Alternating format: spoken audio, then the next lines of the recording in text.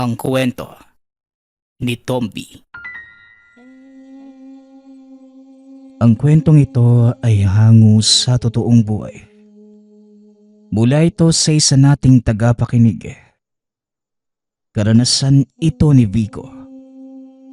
Walang eksaktong taon. Probinsya ng Cebu. Mabuti naman at nakauwi ka na, iho. Pero sino itong kasama mo? Magandang hapon po, Lolo. Siya nga pala si... Ako nga po pala si Andres, kasamahan ni Vico. Tama po, Lolo. Kasamahan ko po siya. Nasaan po pala si tatay? Ganun ba, iho? O siya, tumuloy muna kayo. Nasa loob ang iyong ama. Tamang-tama maghahapunan na. Sige po, Lolo. Pupuntahan ko po muna si tatay, ha? Pumasok ang dalawa sa loob ng tahanan. Sinalubong sila ng isang matipunong lalaki. Oh, nandito ka na pala. Mabuti at naisipan mo pang umuwi. Alam mo bang nag-aalala ang nanay mo sa'yo? Alam niyo naman po yung dahilan, tay, kung bakit kailangan kong umalis. Siya nga pala, si Andres. Kasama ko sa revolusyon. Anong masamang hangin ang nagdala sa'yo rito? Tahimik na namumuhay ang baryo. Ayaw na namin ng anumang kaguluhan. Dito na nagpa siyang makisali sa usapan si Andres. Ipagpaumanhin po ninyong pagsabat ko sa usapan. Pero sa tono ng pananalita mo, parang minamasama mo ang pagpunta namin dito. Alam mo ba na ang panganib na sinasabi mo, malapit nang kumatok sa pinto ng tahanang ito? Ano ang ibig sabihin ng taong ito, Vico? Dumating na sa probinsya ang puwersang Hapon mula sa ibang dako ng bansa. Kasalukuyang nasa kagubatan sila. Hindi malayo sa mismong kinaroroonan natin. Ginawa nilang taguan ng makapal na kagubatan ng patag. Kung totoo ang sinasabi mo, bakit hindi ito nakakarating sa akin? Walang magdanakaw ang magsasabi ng plano. Kaibigan, iisa lang ang adhikain ko sa pagpunta rito.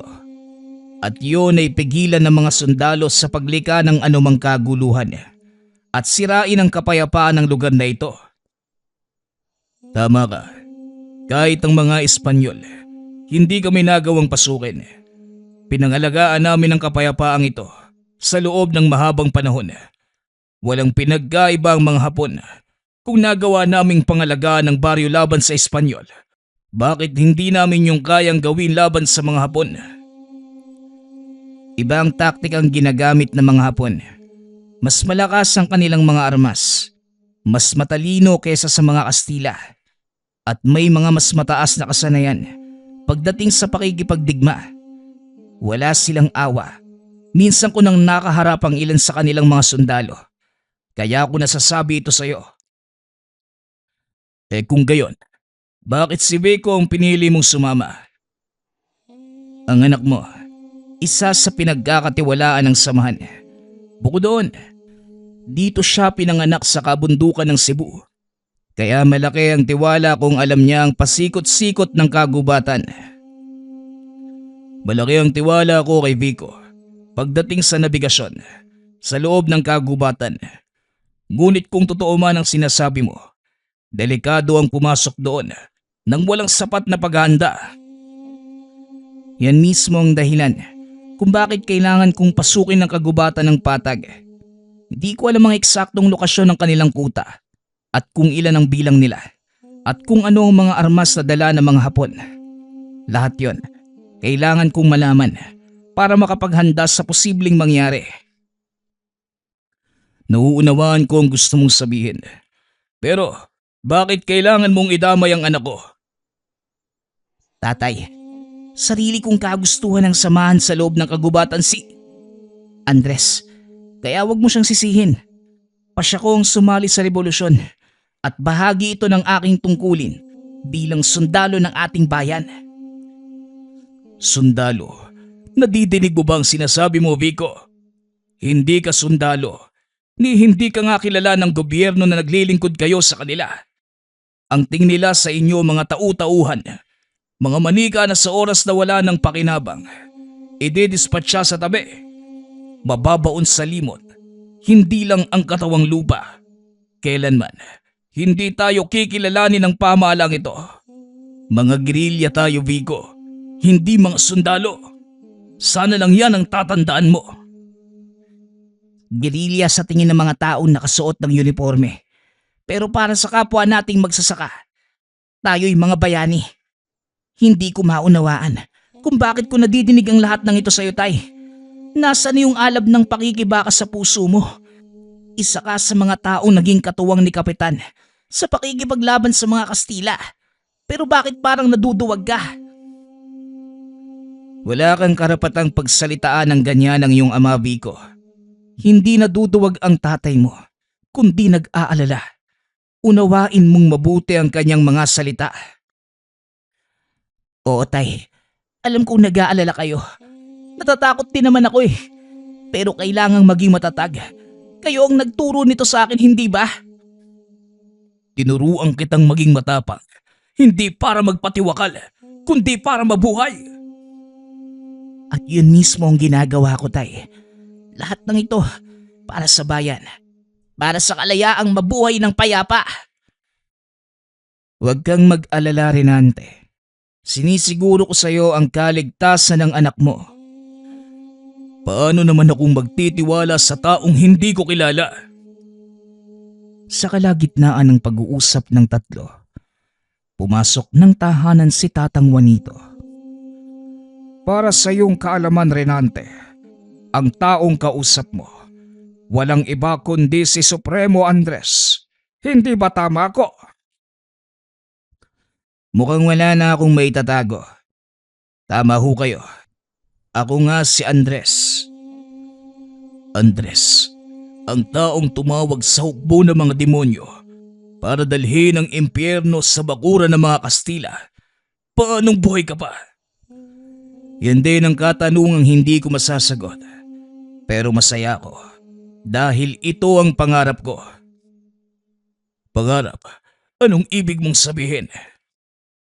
Pinangarap kong mabuhay ng matagal para ako mismo ang magwakas ng pananakop ng mga dayuhan.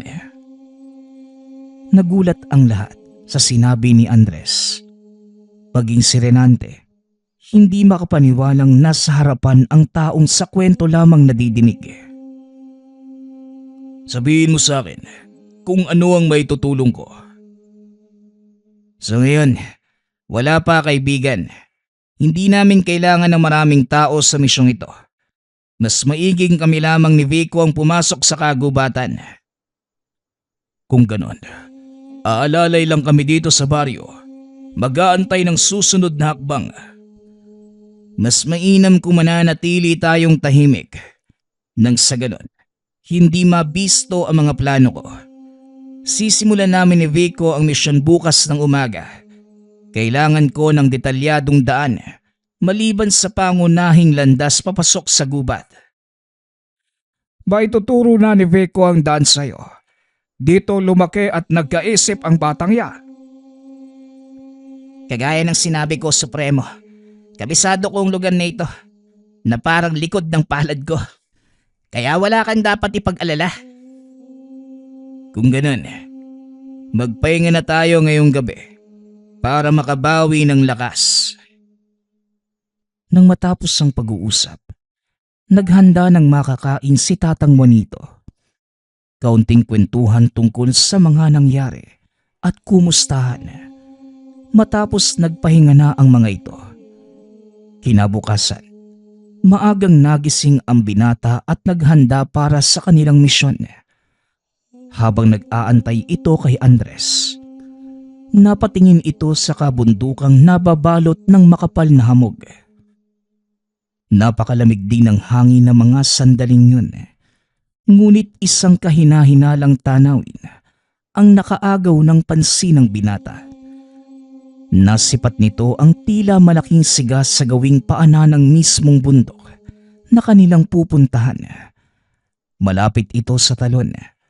Alam ni Vico na may mga kuwebang matatagpuan doon. Sa pag-aakalang natutulog pa si Andres, kinatok niya ito sa kubong tinutuluyan. Gising na ako, Vico. Bakit? Anong problema?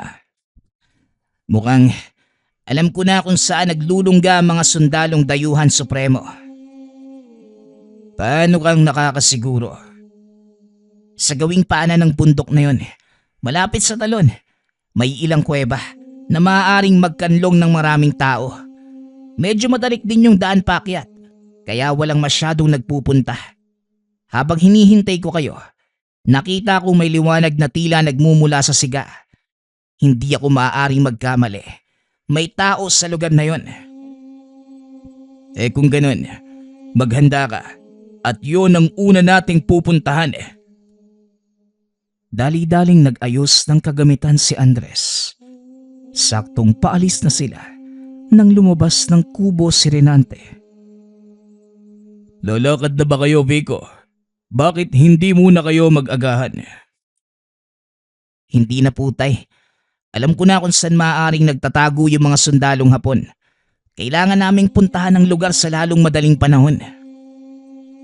O sige anak, mag-iingat kayo.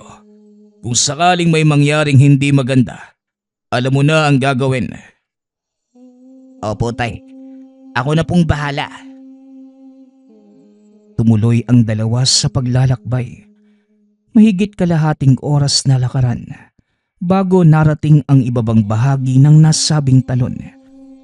Kinailangan nilang umakyat sa mismong daluyan ng tubig para hindi sila mamataan ng mga kalaban kung sakaling may mga nagmamatiyag sa paligid.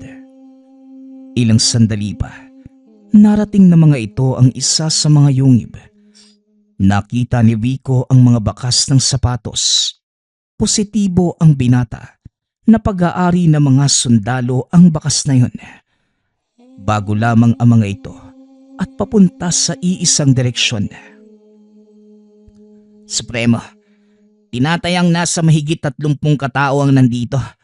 Base na din sa mga naiwang bakas. Ito ang malaking pagkakamali ng mga Hapon.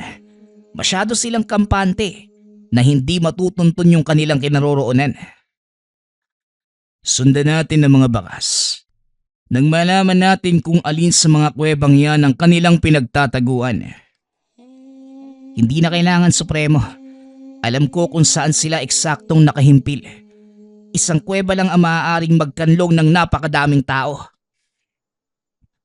Muling umakyat sa bandang tuktok ang dalawa. Dito, nakita nila ang malaking tumpok ng sinindihang kahoy.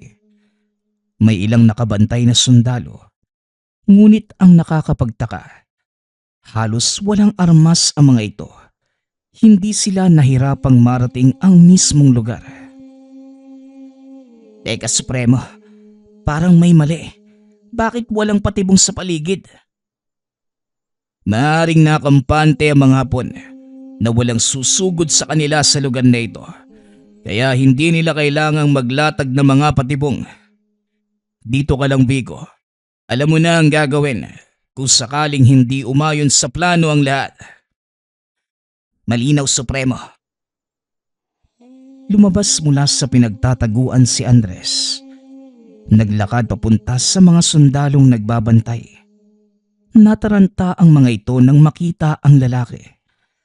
Kagad tinutukan ng baril at pinaluhod. Hindi maunawaan ng binata ang sinabi ng mga sundalo. Ngunit base sa kinikilos, alam nitong kaunting pagkakamali lang. Maaaring mapahamak si Andres. Marahang inilabas ni Vico ang itak. Naghanda sa pagsugod kung sakali mang may gawing hindi maganda ang mga Hapon. Ngunit nakita nitong kalmado lamang si Andres. Pasikreto itong sumenyas na huwag itutuloy kung anumang binabalak. Nanatili si Vico sa pinagtataguan. Maya-maya, may lumabas na sundalo mula sa kuweba. Nakabenda ang ulo at putol ang isang kamay. Nilapitan nito si Andres at inutusang tumayo. Sumunod naman ang lalaki. Sinimulan nilang siyasatin ang katawan. para masigurong wala itong anumang sandata. Sino ka? Anong ginagawa mo sa bahagi ito ng kabundukan? Nagulat si Vico nang magsalita ang sundalong Hapon. Natuto na ito ng nitibong lingwahe. Isa lamang akong mangangahoy. Napadaan sa lugar na ito. Pasensya na kung nabulabog kayo. Ngunit wala akong masamang intensyon. Wika ni Andres. Ngunit kagaya ng inaasahan, hindi naniwala ang mga Hapon. Sinampal nito ang lalaki. Nanlaki ang mga mata ni Vico. Inakala nitong lalaban si Andres. Ngunit kabaliktaran ang nangyari. Nagmakaawa ang lalaki na wag na siyang sasaktan. Wala sa plano nila ang magpahuli. Ngunit yon mismo ang ginawa ni Andres. Itinali ng mga sundalo ang kamay ng Supremo. Hinila ito papasok ng kuweba. Bahagyang lumingon si Andres sa kinaroroonan ni Vico at ngumiti. Tumango ang binata. Nanatili sa kanyang kinaroroonan. Napagtanto nito na may ibang plano ang lalaki. Ilang sandali pa, nagsipagtakbuhan palabas ang mga Hapon. Ang ilan sa mga ito ay nagsisigaw habang may kung anong binabaril. Sa takot na baka makita ng mga papatakas sa sundalo, lumipat ng pwesto si Vico. Doon niya nakita ang malaking nilalang na palabas ng kuweba. Tangay-tangay nito sa bibig ang labi ng isang sundalo, habang hawak naman ang isa pa. Halos 10 talampakan ang taas na may mahabang braso, naglalakihang mga ngipin at 2 mahabang itim na sungay. Napatakip na lamang ng bibig ang binata nang mapagtantong isang demonyo ang nagpakita sa kanya. Wala itong magawa kundi ang manatili sa kinaroroonan sa takot na baka makita ng nilalang. Nakatakas ang ibang Hapon, ngunit marami sa mga ito ang napatay, kabilang ang kanilang pinuno. Hindi makatingin si Vico dahil napakabrutal ng ginagawang pagpatay ng halimaw. Kinakagat ang ulo ng kalaban at sapilitang hinihila ang katawan habang nagpupumiglas. Dinig na dinig ng pinata ang malutong na tunog ng mga nababasag na bungo habang ninunguya ito ng nilalang. Ilang sandali pa, tuluyan ng tumahimik ang paligid. Sinilip ni Vico ang bukana ng yungib. Nakita nitong nakaupo si Andres sa gilid habang pinagmamasda ng nilalang na sarap sa pagkain. Nagtataka ang binata kung ano ang ginagawa ng lalaki. Nagpa siya itong lumabas sa pinagtataguan. Lumapit. Napalingon si Andres at dali-daling tumayo ang Supremo para pigilan ang binata. Diyan ka lang, Vico. Huwag kang aalis sa kinatatayuan mo kung ayaw mong lapain ang kanang nilalang na yan. Huminto si Vico. Dahan-dahang lumingon sa nilalang. Nakatitig ito sa kanya. Nagulat ang binata dahil noon niya lamang napansin na meron itong 4 na mata. Huwag mo siyang titigan sa mga mata, Vico.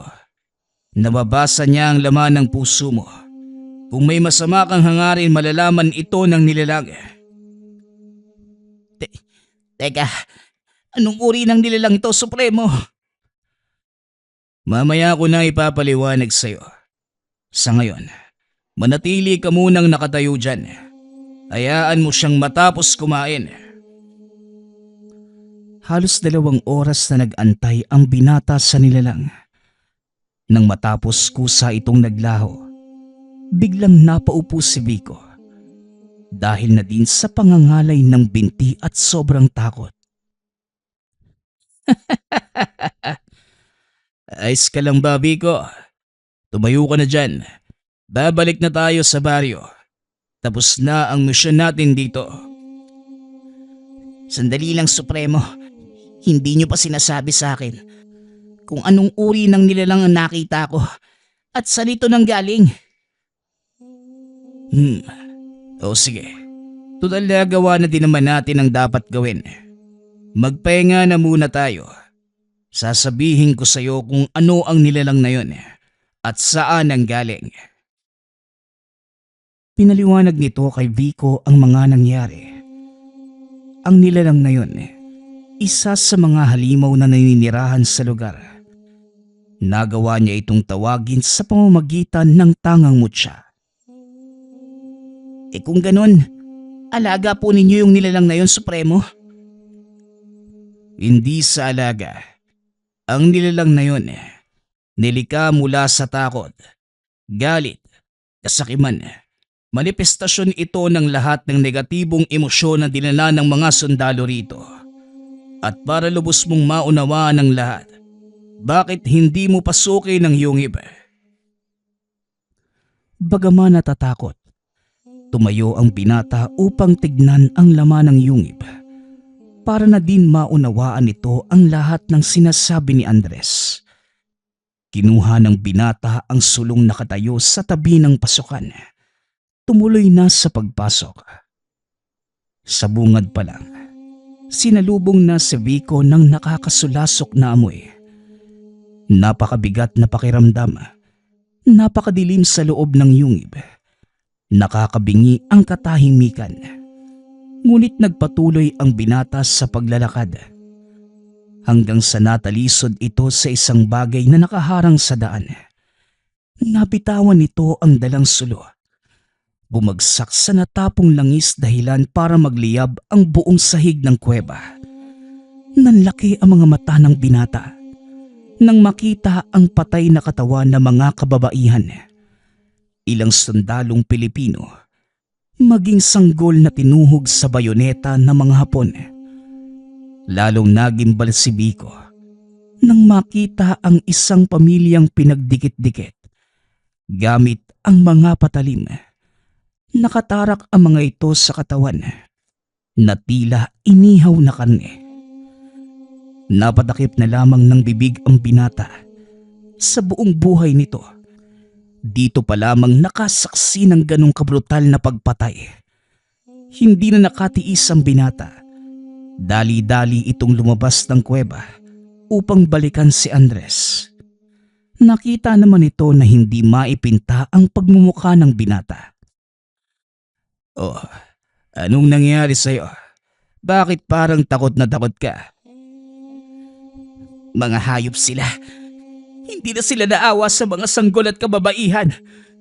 Sa buong buhay ko, ngayon lang ako nakasaksi ng ganitong uri ng kahayupan. Higit pa dyan ang ginawa nila sa syudad. Ang nakikita mo ngayon, bunga lamang ng kanilang pagkabagot. Tara na, bumalik na tayo sa baryo. Ipaalam mo sa iyong ama na may ilang nakatakas na mga kalaban. Kayo po, Supremo. Anong susunod yung plano? Kailangang malaman ni Apollo ang nangyari dito. Matapos mong makausap ang iyong ama, tutulak tayo pabalik ng kampo para kumuha ng karagdagang kasama. Matapos ang kaganapan sa kuweba, kinausap ni Andres Serenante. Muli nitong pinakilos ang mga dating kasamahan. Pangkat ko na ang bahala sa kabundukang ito. Makakaasa ka na susuyuri namin ang kabundukan. Mahanap lamang ang mga nagsipagtakasang sundalo. Tay, sasama ho ako kay Supremo pabalik sa kuta. Pero sa sandaling matipon na namin ang karagdagang puwersa, babalik kami rito para tumulong. Ilang minuto matapos ang pag-uusap, umalis na sila Andres at Vico pabalik sa kuta. Hindi pa din mawala sa isipan ng binata ang mga nasaksihan. Lingid sa kanyang kaalaman na nararamdaman ito ni Andres. Ano, hindi pa din ba nawawala ang takot mo? Hindi po takot ang nararamdaman ko, Supremo, kundi matinding galit. Mawawala lang siguro ito kung ako mismo makapapatay sa mga hayop na yon Magantay ka lang. Darating tayo dyan. Sa ngayon, subukan mo munang kumalma. Ayokong makita ni Apollo yung pagmumukha mo. Baka isipin ng taong yon na may ginawa ko sa iyong hindi maganda. Pasensya na po, Supremo. Huminga ng malalim ang binata. Ngumiti. Nauna itong maglakad kay Andres. Kaya hindi niya namalayang biglang huminto ang Supremo. Vico, sandali lang at magpapahinga na muna tayo. Paumanhin, Supremo. Pero malapit na po tayo sa kuta. Napagod ako eh. Kaya pasensya na. Dito na muna tayo magpapalipas ng gabi. Sumandalang lalaki sa paanan ng puno. Pinakip ang suot na salakot sa kanyang muka. Napailing na lamang si Vico. Kumuha ito ng ilang dahon ng anahaw at gumawa ng maliit na kubol na matutuluyan nilang dalawa. Magsisindi na sana ito ng siga. Ngunit pinigilan siya ni Andres. Huwag kang gagawa ng siga, Vico. Ayokong makaamoy ng usok. Bagaman naguguluhan sa kilos ng Supremo, sumunod ng binata. Kumuha ito ng dahon ng alagaw. Dinurog at inihalo sa langis. Ginamit niya itong pangbanyos upang hindi makagat ng mga insekto.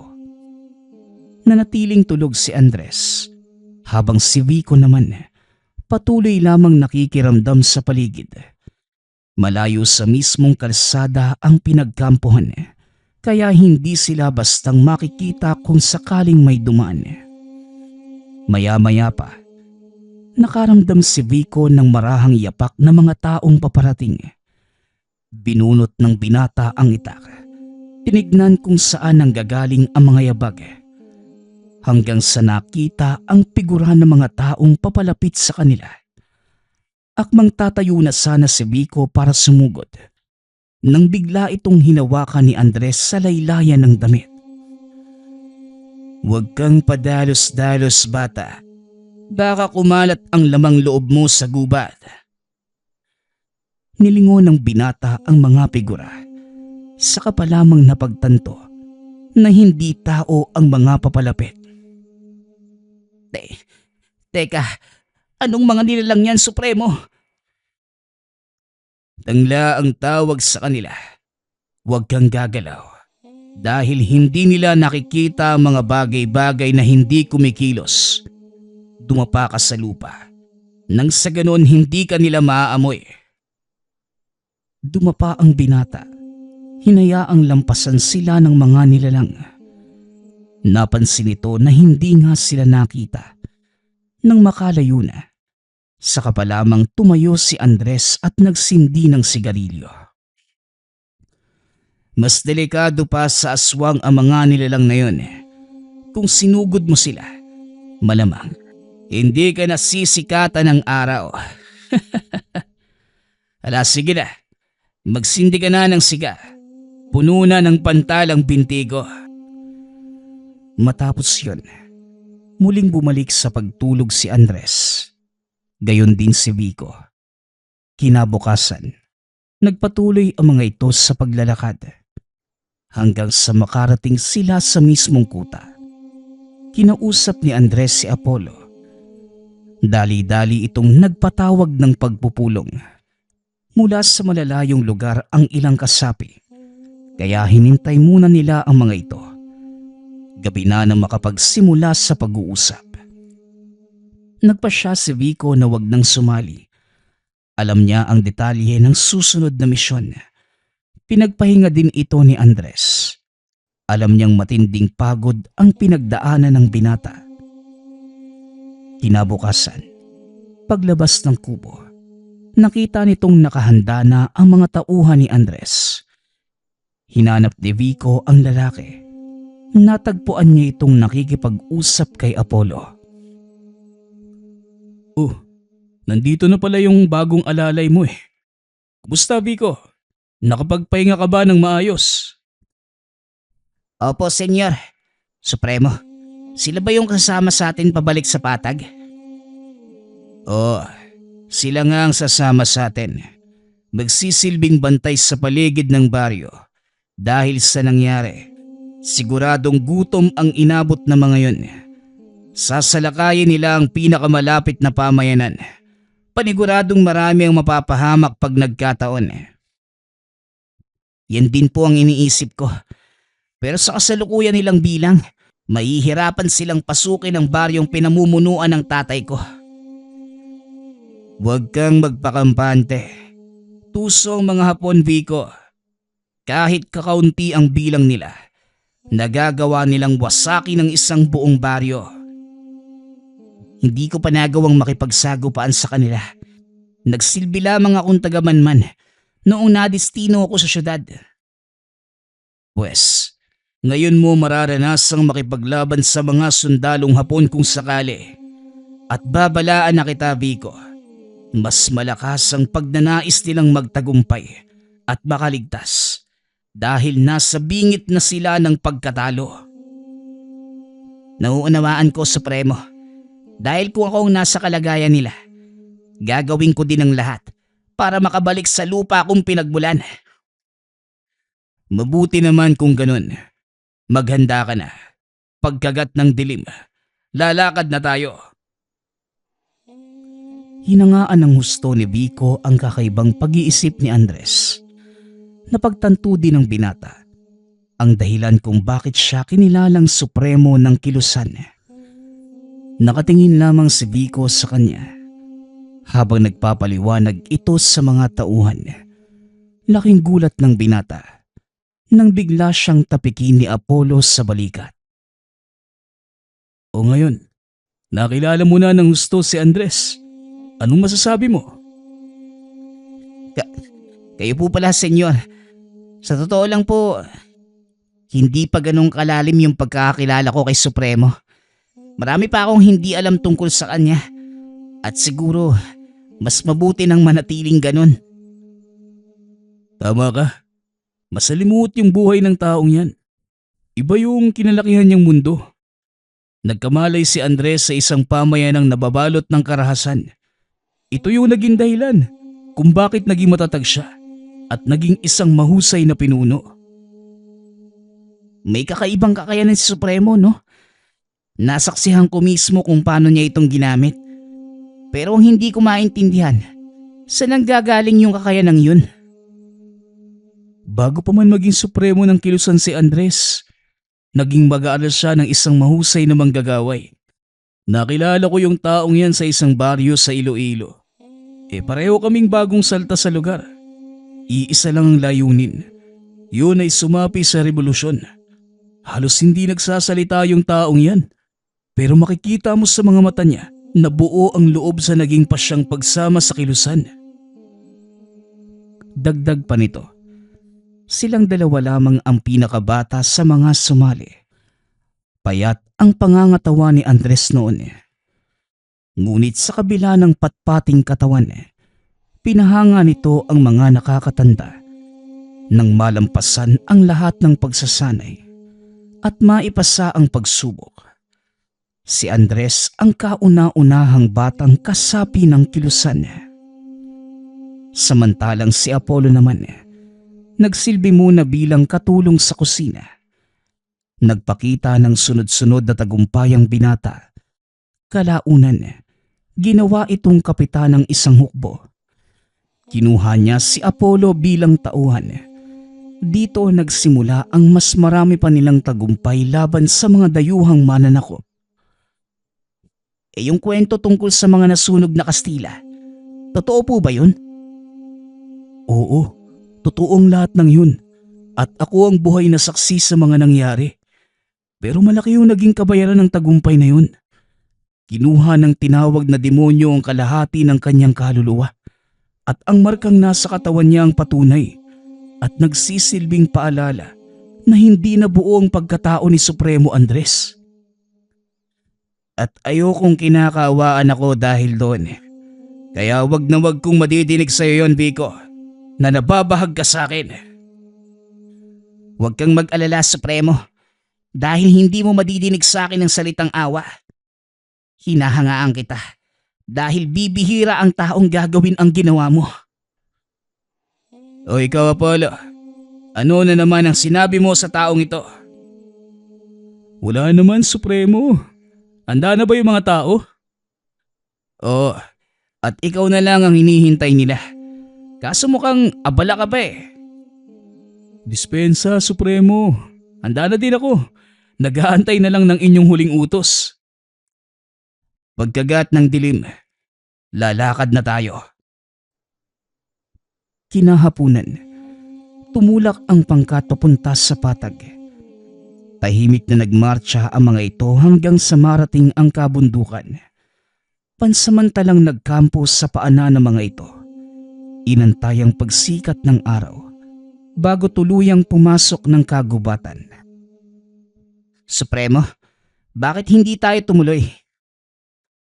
Gusto kong pulungin mo ang mga tao. Sabihin mo sa kanila ang maaari nilang kaharapin. Sa oras na pumasok na tayo sa baryo. Masusunod, Supremo. Nilapitan ni Vico ang mga tao. Nagsimulang magbigay ng mga panuto. Sinabi din ng binata ang mga dapat at hindi dapat gawin sa sandaling tumuntong sila sa baluarte ng kanyang ama. Magugulat ka sa malalaman mo, Apollo. Ang tatay ng binatang yan. Walang iba kundi si Reynante. Ang mangasong naging katuwang ni Kapitan na palayasin ang mga Espanyol sa lupaing ito. Totoo ba yung sinasabi mo, Supremo? Isang alamat ang Reynante na yun.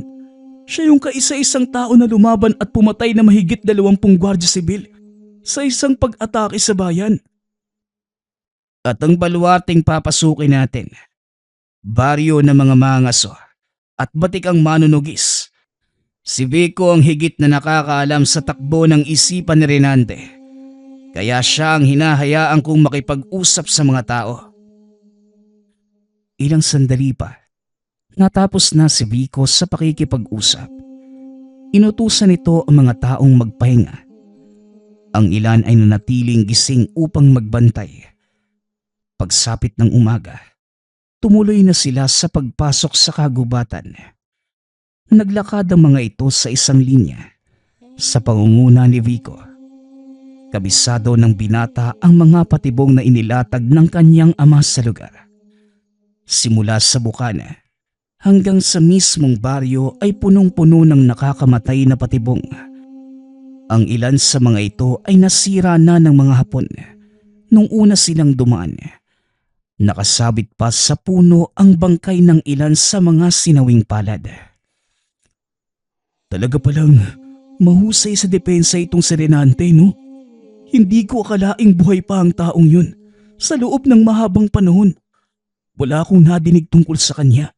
At ngayon, magkakaroon ako ng pagkakataong makita siya ng harapan. Huwag kang mag-alala, Apollo. Makikita mo rin ang taong yun. Malapit na ba tayo, Vico? Sandali lang, Supremo. Kinailangan nating umikot sa kabilang bahagi ng bundok dahil maaaring binago ni Ama ang kinaroroonan ng mga patibong. Yon ang pinakamalapit na daan. At kung sakaling sumalakay man ang mga lagalag na sundalong Hapon, yon ang daang tatahakin nila. Nagpatuloy sa paglakad ang pangkat hanggang sa marating nila ang ikalawang pasukan ng Baryo Patag. Sinalubong sila ni Reynante. Maligayang pagdating sa Patag. Tumuloy kayo at magpahinga. Nagpahanda ako ng makakain. Nangaso ang mga kasamahan ko bilang paghahanda sa inyong pagdating. Maraming salamat, Reynante. Mga kasama, magpahinga na muna tayo. Mamaya, ilalatag na ang inyong mga tungkulin. Masayang nagkainan ang mga sundalo habang sina Andres at Apollo kinausap ng masinsinan sina Reynante at Vico. Kagaya ng inaasahan, natulala si Apollo nang makita si Reynante. Supremo, anong nangyari sa kasama mo? Bakit parang nakakita ng multo? Siya nga pala, ipinapakilala ko sa iyo, Renante. Si Apollo. Siya ang bise-kapitan ng aking pangkat. Isa sa mga tagahanga mo. Tagahanga? Hindi ko alam na may tagahanga pala ang isang pusakal na kagaya ko. Pusakal? Kung ganon, ikaw lang ang pusakal na naging daan para mapalaya ang dalawang bayan. Bueno, isang tabi na muna natin ang mga papuri sa isa't isa. May mas mahalagang bagay tayong tatalakayin. Renante, may nangyari ba simula nang umalis kami ni Vico? Wala namang kaming namataang pagkilos o anumang aktibidad. Baliban na lang sa sunog na gawa ng ilang residente sa paligid. Mga residente? Ang akala ko ba ay wala ng tao sa paligid ng patag? Mula sila sa mga karatig baryo. Hindi mo rin masisisi ang mga yon. Dahil sa digmaan, marami ang nagugutom at tanging ang gubat lang ang kanilang maaasahan para mabuhay. Habang nag-uusap ang grupo, dumating ang isa sa mga tauhan ni Renante. Nakatalaga ito sa pagmamatiyag sa kagubatan. Ayon sa kawal, panibagong pangkat na mga sundalong Hapon ang dumating mula sa kanluran. Mukhang pinipili na talaga nila ang lugar na ito at panibagong problema na naman ang kakaharapin natin, Supremo. Tama ka, Apollo. Mabuti na lang at nakapaghanda tayo. Hindi ba, ang rason kung bakit sila napadpad sa lugar na ito ay dahil tinutugis sila ng mga sundalong Amerikano. Hindi ba mas malaking problema yon kung sakaling magpang-abot sila? Oo, Renante. Malaking problema nga yun. Kaya hindi na sila dapat maabutan ng mga sundalong puti. Tayo na mismo ang gagawa ng paraan. Apollo, matapos mong italaga ang mga tauhan sa kanilang mga posisyon, sumama ka sa amin ni Vico. Renante, ikaw ang mamuno sa puwersang may iwan dito. Alam mo na ang gagawin. Areglado, Supremo. Gayon din ay pakikilusing ko na ang aking mga manunugis. Sandali lang, kung may panibagong hukbo ng mga Hapon, hindi nyo ba naiisip na maaaring aktibo pa din ang kanilang himpilan? Kasi kung hindi, bakit sila magpapadala ng karagdagang puwersa? Biglang napaisip ang mga nakakatanda sa sinabi nito. May punto ang sinasabi mo, Vico. Maaaring nakarating sa kanilang pangunahing himpilan ng nangyari rito at nagpadala ng karagdagang puwersa para babagsakin ang ating hukbo at masakop ang buong kagubatan. Dalawang bagay ang nakikita kong punteriya ng mga dayuhan Supremo. Kung nakarating man sa kanila ang kaganapan, maaaring alam na din ng kanilang pamunuan kung sino ang may gawa nun. At ang kanilang pakay, hindi lang para sakupin ng buong gubat, kundi pati ang hanapin tayo. Alinman sa dalawang dahilan, pareho itong magdudulot ng peligro sa mga karatig pamayanan. Kailangan na nating kumilos. Ipagpaliban ang mga naunang plano.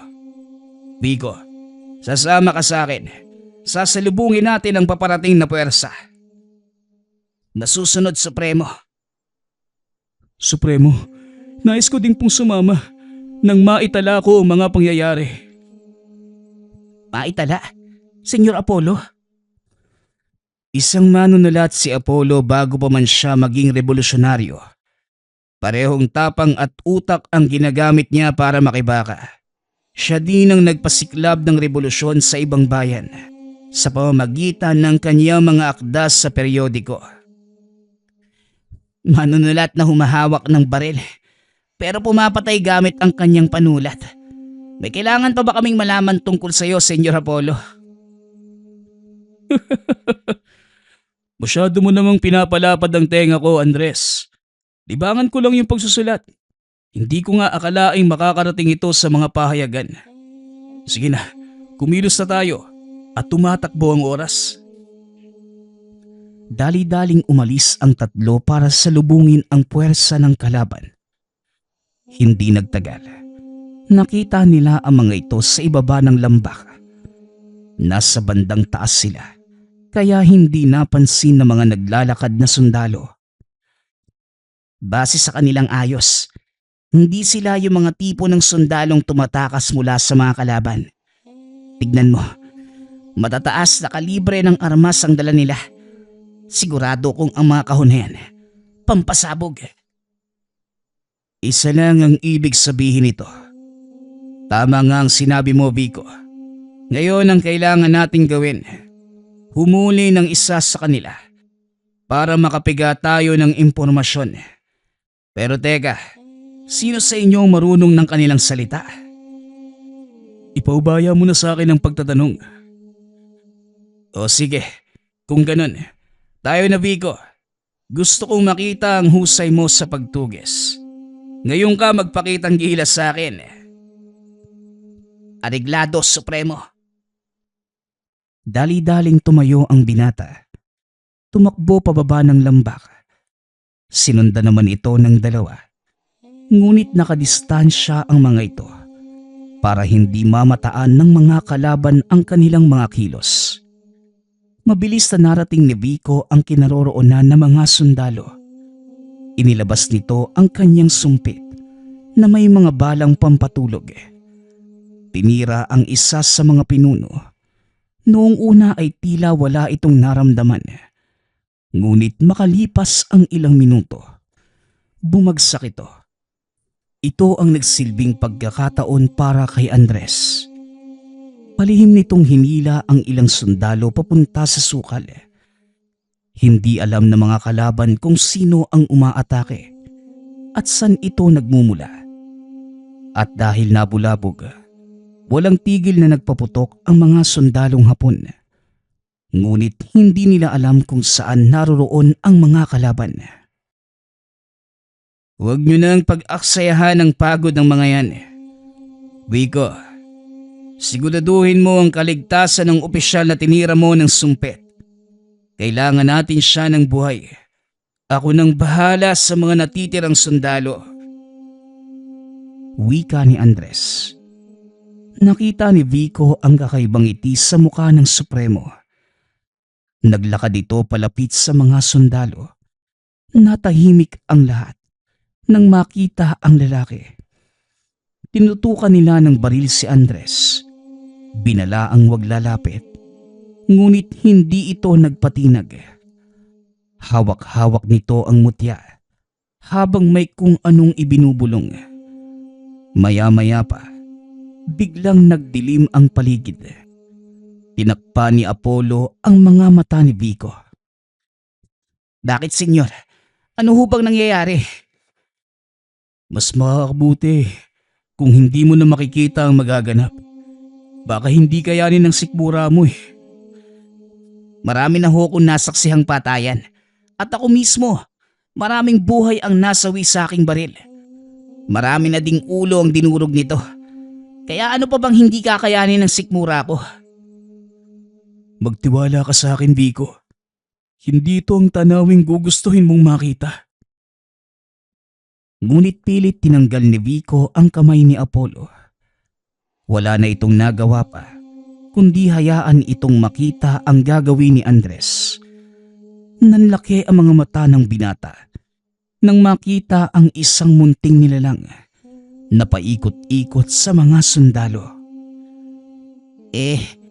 Ano namang nakakatakot sa nilalang na yan? Manood ka, Vico. Huwag mong malitin yung nilalang na yan. Nakakatuwa man siyang tignan, pero huwag kang magkakamali. Habang itinuturo ang nilalang na bumubulusok papunta sa mga sundalo, bigla itong naglaho. Napasigaw ang mga sundalong Hapon. Unti-unting namilipit sa sakit. Naglabasan ang dugo sa bawat butas sa kanilang katawan. Kalaunan, nagsisabugan ang mga ito. Halos walang natira sa kanilang mga labi.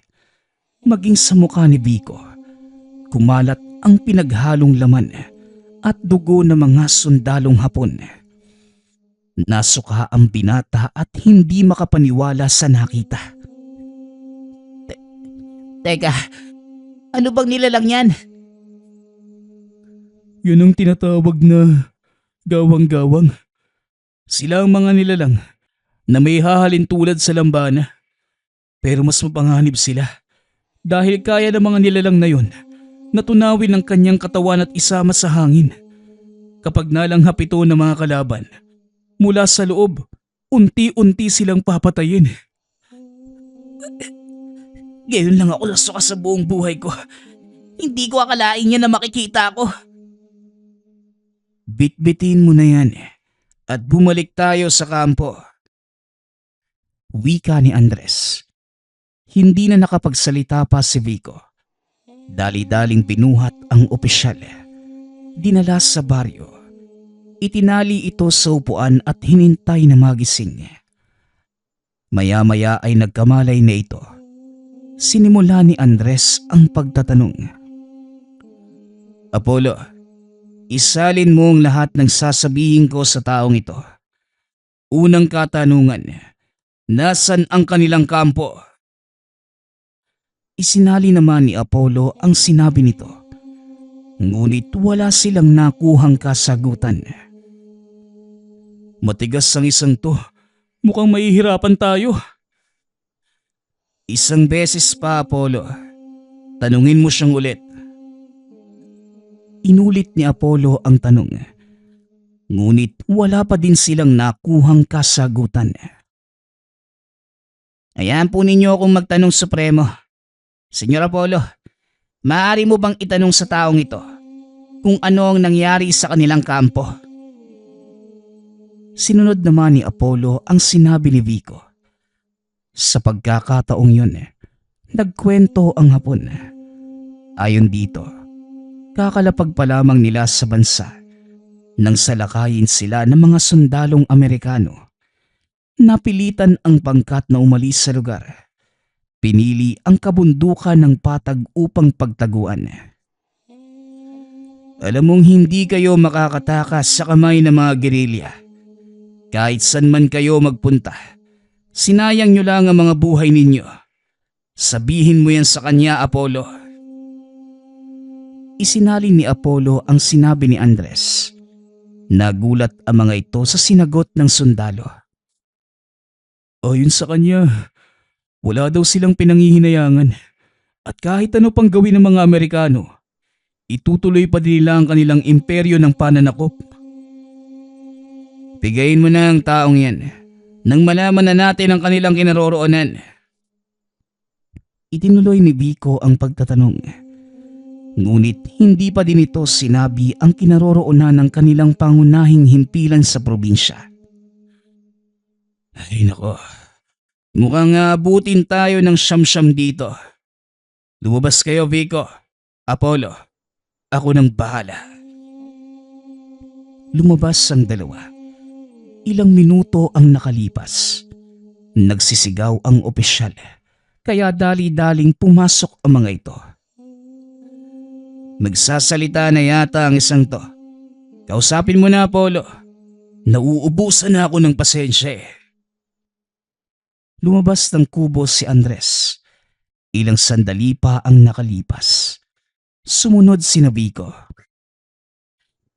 Nagsalita na siya, Supremo, at wala sa kabayanan ng kanilang himpilan, kundi nasa mismong kabundukan ng Patag. Doon sila papunta nung hinarang natin. Ayon pa sa Hapon, may patakaran ng kanilang pamunuan na sa oras na hindi sila makarating sa takdang panahon, susugod ang iba pa nilang kasamahan. Kung ganon, yun ang aabangan natin. Ihanda ang mga tao.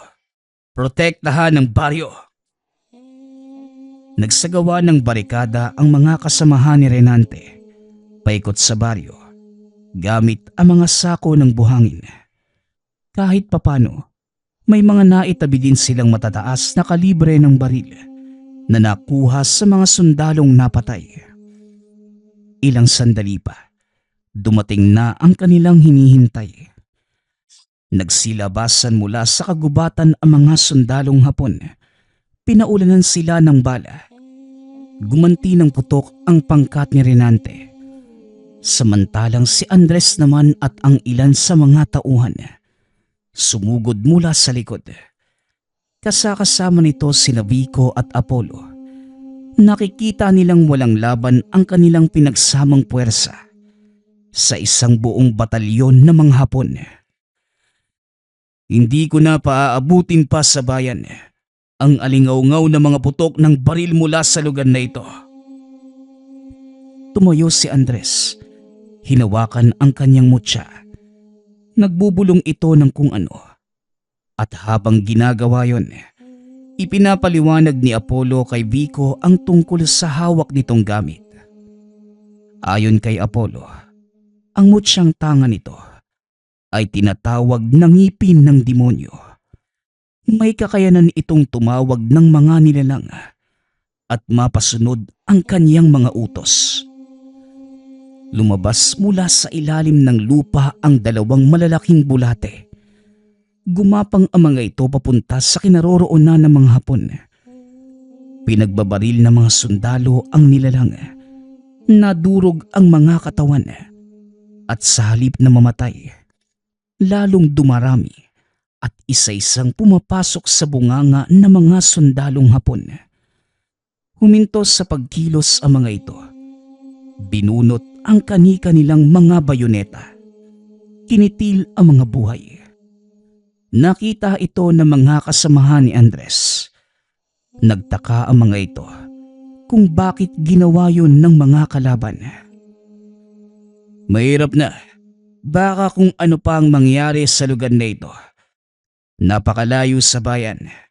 Mahihirapan tayo sa pag-akyat ng mga materyales kung sakaling sumugod dito ang mga kasamahan nilang naka-aeroplano. Parang walang nangyari. Sana lang walang makaligtas sa kanila. Kung meron mang makaligtas, mas mabuti yun. Para malaman nilang walang sino man ang makakalupig sa atin. At kahit sino pa sila o ano pa ang dala nilang sandata. Nagsigawan ang mga tao. Ipinagdiwang ang tagumpay. Bilang pagbibigay galang sa mga sundalong Hapon, dinala nila ito sa isang bakanting lugar. Doon inalayan ng disenteng libing. Gumawa ng malaking watawat ng bansang Hapon ang mga kababaihan. Inilatag sa lupa kung saan nakalibing ang mga sundalo. Supremo, bakit po ninyo ginagawa to? Kalaban natin sila eh. Hindi nila kailangan ng formal na libing. Sa digmaan lang tayo nagkakalaban. Ngunit sa oras na hubarin nila ang kanilang mga uniforme, natatapos na ang kanilang tungkulin bilang isang sundalo. Limot na din ang kanilang galit. Hindi ko maintindihan, Supremo. Vico. Sundalo sila at tungkulin nilang sumunod sa utos. Ngunit sa sandaling hubarin na ang kanilang mga uniforme at mahimlay sa kanilang huling hantungan, malaya na sila at hindi nakalaban ang tingin sa kanila. Ito ang mga katagang patuloy na tinatandaan ni Vico. Kahit matapos pa ang digmaan, sumuko ang mga Hapon. Nagwakas ang mahabang digmaang sumira ng maraming buhay at ari-arian. Ngunit hindi kailanman malilimutan ng mga tao ang nangyari sa bundok na patag kung saan nasaksihan ang kapangyarihan ng agimat ni Andres. Nagpapasalamat nga pala ako sa lahat ng sumusuporta sa ating channel. Nawa ay patuloy niyong suportahan at pakinggan ang ating mga kwento. Hanggang sa muling pakikinig. Paalam.